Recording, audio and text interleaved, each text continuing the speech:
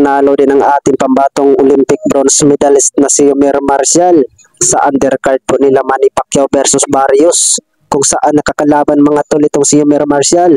Itong si Alexis Gaitan ay ginulat po ni Yomir Marcial po ang mundo ng boxing mga tol. Ay TKO po sa round 3 po itong si Gaitan. Samantala ay panalo din ang ating isang pambato ng WBC Featherweight World Champion Mark Magnifico Magsayo versus Cuellar. Nakuha po ang panalo ni Mark Magsayo mga tol by unanimous decision.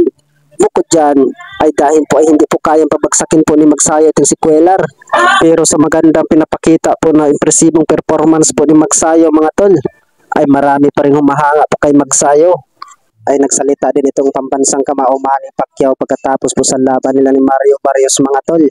Ay nagpapasalamat po siya ng marami sa mga fans dahil po ay ngayon lang siya bumalik at nabakante po ng 4 na taon.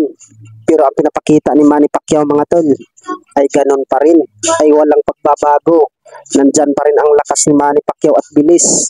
Maraming ang nagsasabi mga tol na si Manny Pacquiao sana ang panalo sa laban ni Mario Barrios dahil po ay marami daw mga patama po ang mga suntok po ni Manny Pacquiao.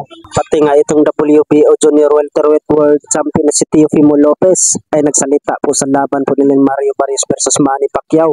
Ay banat po ng Teofimo Lopez mga tol na dapat sana panalo itong si Manny Pacquiao. Sa kabilang banda naman mga tol ay nagsalita din ang Tuwid Classes Undisputed the monster na Oya Inoue ng Japan.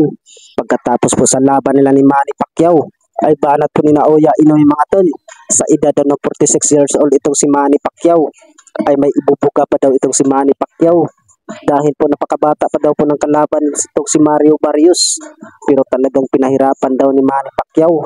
Dagdag pa po ni Oya Inoue mga tol, kaya idol na idol daw niya itong si Manny Pacquiao.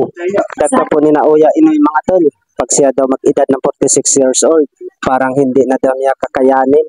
Napakiramdam daw niya mga tol, parang manghihina na daw siya. Hindi daw kagaya ni Manny Pacquiao sa edad ng 46 years old ay napakabilis pa daw. Kabilang banda naman mga tol ay sabay din po ang laban nila ni JC Bam Rodriguez versus Cafo ng Africa para po sa unification fight ng mga hawak po nila ng mga titulo. Ay panalo po itong si Rodriguez mga tol by round 10 technical knockout dahil po ay nagisan po na puting tuwalya po itong si Cafo at sumuko po ang corner po ni Cafo mga tol dahil po sa pagbugbog po ni Rodriguez. Bukod dyan, dahil po sa panalo po ni Bam Rodriguez mga tol, ay hawak na po niya ang WBO at WBC sa Super Flyweight Division. Ganap na po siyang Unified Champion mga tol at The Ring Magazine